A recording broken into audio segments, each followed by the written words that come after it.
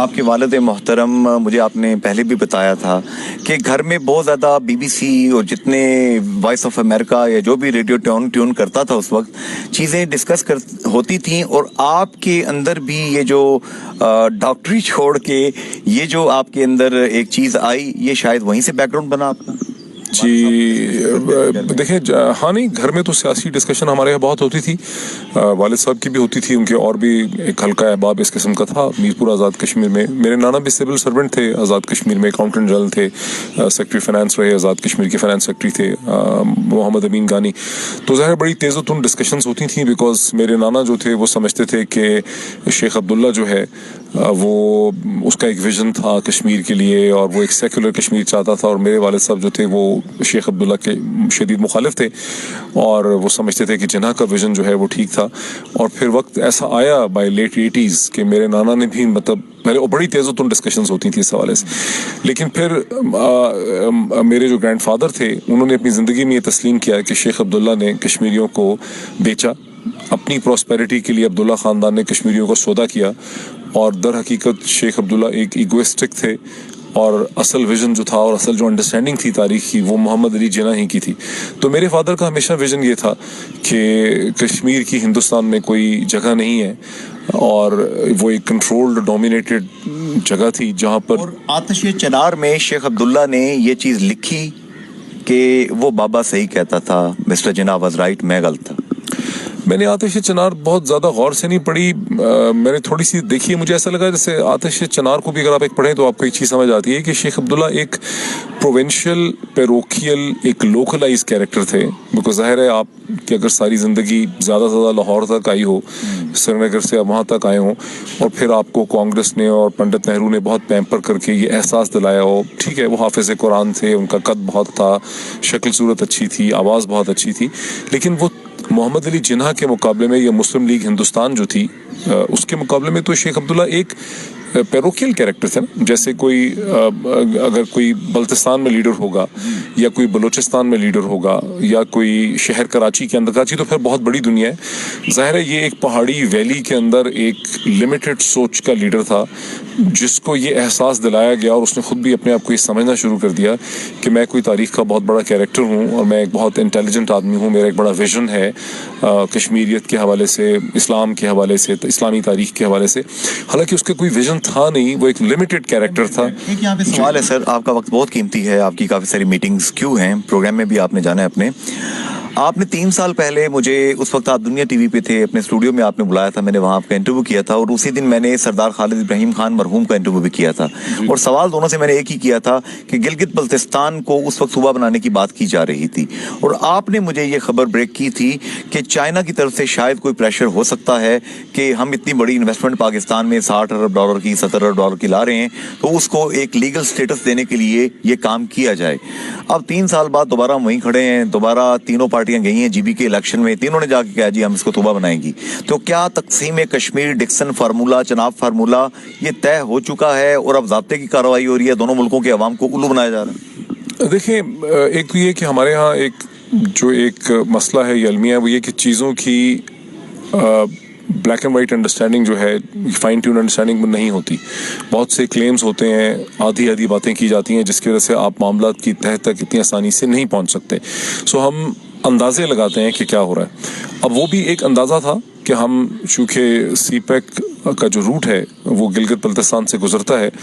تو غالباً ایک چائنیز ریکوائرمنٹ ہے، پریشر ہے، اور خاص کر کے چونکہ ہندوستان مسلسل ٹارگٹ کرتا ہے سی پیک کو اور اس میں انٹرنیشنل انویسٹمنٹ کو، وہ یونائٹڈ نیشن میں یا مالیاتی اداروں میں یہ کہتا ہے کہ یہ ایک ڈسپیوٹڈ ٹیریٹری ہے جہاں سے سی پیک گزر رہا ہے. تو اس ریکوائرمنٹ کو پورا کرنے کے لیے اسے ایک آٹونومس اسٹیٹس الگ فرام جموں اینڈ کشمیر دینے کی کوشش کی، کئی سال سے بات چل رہی تھی کہ اس کو دی جا رہی ہے.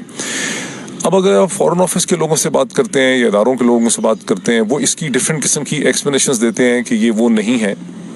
اور یہ ڈیفینیٹلی اوون ڈکسن فارمولا بھی نہیں ہے، یہ کچھ کا رف ورژن ہو سکتا ہے، اس لیے کہ جو اوون ڈکسن فارمولا تھا اس میں تو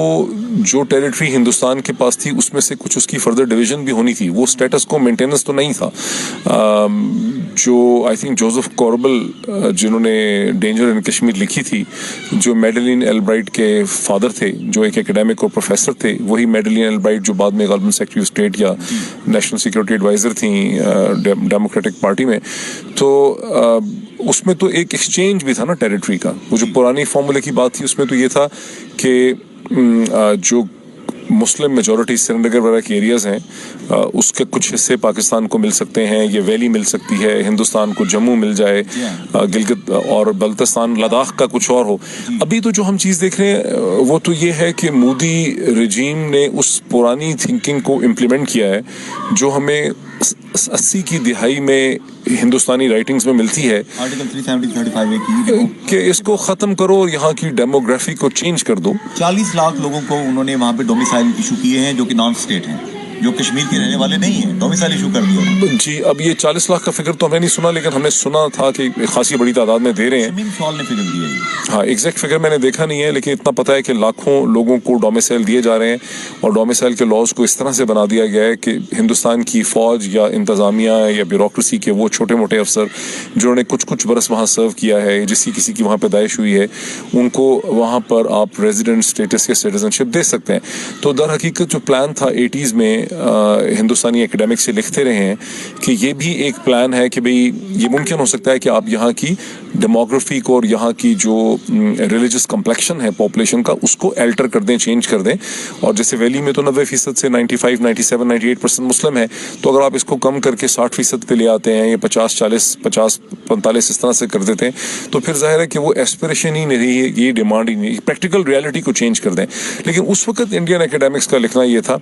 کہ یہ اس لیے ممکن نہیں ہے بیکاز کیونکہ اکراس دا بارڈر پاکستان ہے اور ظاہر ہے کہ پاکستان اس پہ ریئیکٹ کرے گا. اور اب ایسا ہے کہ مجھے لگتا ہے کہ گزشتہ 20-25 برس میں, خاص کر کے گزشتہ 10 برس میں جو پالیٹکس ہوئی ہے جنرل مشرف کے جانے کے بعد سے, جب اس وقت انہوں نے انڈیا کو انگیج کیا ہوا تھا, جب PPP کی گورنمنٹ آئی اور پھر PMLN کی گورنمنٹ آئی تو پاکستان کی فورن پالیسی خاصی کمزور ہو گئی. اور جو ممبئی کا دہشت گردی ہے جو کلیئر نہیں ہے کہ کس نے کی, بیکاز ہمارے یہاں ایک تاثر ہے کہ شاید وہ ایک فالس فلیگ آپریشن تھا. انڈینز کہتے ہیں کہ ہم لوگوں نے کیا, ہم نے کروایا, لیکن جس طرح سے وہ جو ممبئی کا جو دہشت گردی تھی اس نے ہندوستان کو, اگر ہم تناظر میں دیکھیں, اس کو پیچھے مڑ کے دیکھیں, ہائنڈ سائڈ میں دیکھیں,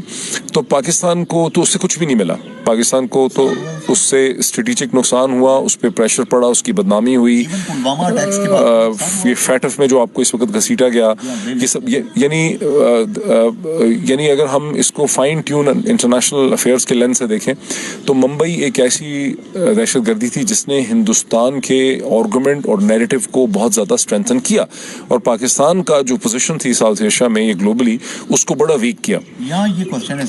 کوشچن ہے جو کہ پھر کشمیر کے کاز کو بہت نقصان پہنچا. لیکن جو لوگ انٹرنیشنل ریلیشنز کو نہیں سمجھتے ہیں, اور ہمارے یہاں بہت زیادہ لوگ چونکہ میڈیا میں اس کو نہیں سمجھتے ہیں اور ان کا بھی ایک بڑا لوکلائز قسم کا ویو ہے,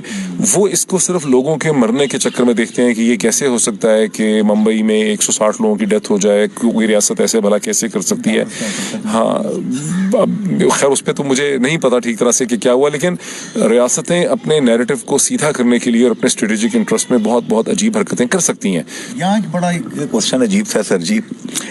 یورپین ڈسانفو لیب 116 ملکوں میں ہندوستان 750 سے زائد فیک آئی ڈیز کے ذریعے, فیک لوگوں کے ذریعے, مرے ہوئے پروفیسرز کے ذریعے ان کو آپریٹ کر رہا ہے, اور کئی بلین ڈالرز کی انویسٹمنٹ کر کے پاکستان کو گرے لسٹ سے بلیک لسٹ میں لے جانے کی ٹرائی مار رہا تھا. وہ تو اللہ بھلا کرے, وہ جو برسل میں بھائی صاحب بیٹھے ہیں, نکولس کے کیا نام ہے ان کا, جو بھی ہیں, انہوں نے کہا حضور یہ کام کر رہا ہے انڈیا. تو ہمارے ادارے کیا کر رہے ہیں, کیا ہماری ایمبیسیز سوئی ہوئی ہیں, ان کو نہیں پتا؟ دیکھیں بالکل صحیح ہے. اب یہ ہے کہ میری طرح کے جو لوگ ہیں جو انالیسس کرتے تھے اپنے تھی بغیر فیکٹس کے, یعنی ہمارے ظاہر انسائڈ انفارمیشن تو نہیں تھی, مجھے تو کئی دفعہ میں نیشنل ڈیفنس یونیورسٹی میں بھی بولتا ہوں, ٹیلی ویژن پروگرامز میں بھی اور سوشل میڈیا پہ بھی, میں نے تو کئی دفعہ اس خطرے اور خدشے کا اظہار پچھلے 5-7 برس میں کیا تھا کہ ہندوستان کو اس قسم کی پینیٹریشن حاصل ہے نیریٹو شیپنگ میں, اور وہ جو گلوبل نیریٹو ہے اراؤنڈ پاکستان کہ پاکستان کو کیسے پرسیو کیا جائے, کیسے دکھایا جائے, کیسے سمجھا جائے, اس میں وہ بہت زیادہ انویسٹمنٹ کرتے ہیں, بہت زیادہ محنت کرتے ہیں. ٹھیک, لیکن یہ تو EU ڈس انفارمیشن لیب کے فیکٹس اور ریسرچ سامنے آئی ہے تو اب لوگوں کو سمجھ آئی ہے کہ وہ کیا کر رہے تھے کیسے کر رہے تھے.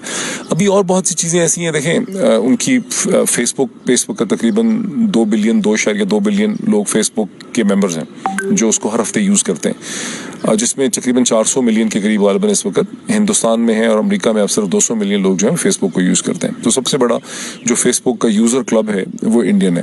اسی طرح جی میں ایک جملہ تھوڑا سا ایکسپلین اور مقبول بٹ کی فوٹو لگائیں تو ہمارا اکاؤنٹ بھی بین کروا دیں. جی بالکل، میں وہی بتانا چاہ رہا ہوں کہ فیس بک ہو یا ٹویٹر ہو یا انسٹاگرام ہو یا جو بھی اس قسم کے اس وقت گلوبل پلیٹ فارمز ہوں یا گوگل کے اوپر، تو وہاں پر جو ہندوستانی اسٹیبلشمنٹ ہے اور ان کی جو پینیٹریشن ہے وہ بڑی ڈیپ ہے. بیکاز پڑھے لکھے ایک تو ان کا وہ ظاہر ہے سب سے بڑی مارکیٹ ہے اس وقت ان سوشل پلیٹ فارمز کی. پھر چونکہ وہاں سے انگلش اسپیکنگ تعداد میں انٹیلیجنسیا بہت بڑی تعداد میں ہے، تو ان کی بڑی ڈیپ پینیٹریشن ہے UK کے اندر، US کے اندر، وہاں کے اداروں کے اندر، وہاں کے سسٹم کے اندر. اور اسی طرح جو سیکنڈ ٹیئر یا تھرڈ ٹیئر مینجمنٹ ہے فیس بک کی، گوگل کا تو خیر CEO بھی ابھی بھی شاید میرا خیال انڈین ہے. فیس بک کی بھی جو سیکنڈ ٹیئر مینجمنٹ ہے اس میں بہت بڑی تعداد میں ہندوستانی نژاد لوگ جو ہیں وہ کام کرتے ہوں گے. جی وہ بھی ایک انڈین اوریجن ہے. ٹھیک ہے، تو اس کی وجہ سے یہ ہے کہ جہاں سے گلوبل نیریٹو شیپ ہوتا ہے اور پاکستان کو کیسے دیکھنا ہے، کشمیر کے کاز کو کیسے دیکھنا ہے، وہ سب چیزوں پہ ان کو بہت کنٹرول حاصل ہے. تو اسی وجہ سے اگر آپ فیس بک پہ یہ بہت شدید. آخری بات میں آپ سے لوں گا، ڈاکٹر GM پیرزادہ مرحوم، مجھے یہ کہتے ہوئے کسی بھی قسم کی آپ کے سامنے شرمندگی بھی نہیں ہو رہی اور نہ ہی مجھے کوئی ڈر لگ رہا ہے کہ آج بھی آپ کے والد محترم، ان کا احترام لوگ آپ سے کئی گنا زیادہ کرتے ہیں، ان سے بہت پیار کرتے ہیں. میرپور کے لوگ، پور لوگ جو کہ 3 نسلیں، ان لوگوں کو جو برطانیہ بیٹھے ہیں، میرپور بیٹھے ہیں، امریکہ بیٹھے ہیں، پتہ نہیں کہاں بیٹھے ہیں اور اپنے وطن کی آزادی چاہتے ہیں. آپ کے ابا بھی ان کو کہتے تھے ہوگا یار آزاد ہو جائے گا. کوئی حرف تسلی اگر دینا چاہیں تو پلیز. پہلی تو بات ہے کہ اللہ کا بہت شکر ہے، ڈاکٹر پیرزادہ صاحب نے لوگوں کی، انسانوں کی بہت ہی سچے دل سے، بہت سنسیریٹی سے انہوں نے خدمت کی. وہ ایک معالج تھے اور وہ اپنے کاز سے، اپنے پروفیشن سے وہ بہت سنسیئر تھے اور اپنے وطن سے بھی سنسیئر تھے. اب جہاں تک اس کا تعلق ہے، دیکھیے اب کشمیر کی اس وقت جو صورتحال ہے، ہاں نہیں پر امید تو رہنے کی ضرورت ہے. اب اس میں محنت بھی کرنے کی ضرورت ہے. جس طرح سے ہندوستان نے اپنے کارڈ کھیلے ہیں اور جس طرح سے پاکستان کی حکومتوں نے اپنی فورن پالیسی اہداف پہ گزشتہ 10 برس میں 2008 سے لے کے 2018 تک کمپرومائز کیا ہے، اس صورتحال کو سمجھے بغیر ہم آگے نہیں ترقی کر سکتے. ہمیں سمجھنا پڑے گا کہ ہمیں Pakistani military establishment, political parties, ان کے کسی پرائورٹی کی لسٹ میں کہیں کشمیر لائی کرتا ہے اس وقت؟ نہیں ڈیفینیٹلی لائے تو کرتا ہے. پاکستان فورن آفس کے لیے، پاکستان کے ملٹری اداروں کے لیے یہ انڈرسٹینڈنگ بڑی کلیئر ہے کہ آپ کشمیر کاز کو سرنڈر نہیں کر سکتے. لیکن صرف ڈٹرمنیشن اور عزم جو ہے وہ سفیشینٹ نہیں ہے، پورا نہیں ہے، کیونکہ آپ کو انٹیلیجنٹ اور حکمت عملی بھی اڈاپٹ کرنی ہوگی. اور ابھی تو یہ لگ رہا ہے کہ جو گزشتہ 30 برس کی حکمت عملی رہی ہے 1980-90 کی دہائی سے، وہ انڈیا نے اس کو آؤٹ مینوور کر دیا ہے. تو اب ہمیں سوچنے کی ضرورت ہے کہ ہندوستان کی جو حکمت عملی ہے اس کا راستہ روکنے کے لیے ہمیں کیا کرنا ہوگا. یہ خاصا بڑا سبجیکٹ، کچھ کرنا ہوگا ڈیفینیٹلی. کاز تو بہت امپورٹنٹ ہے ہمارے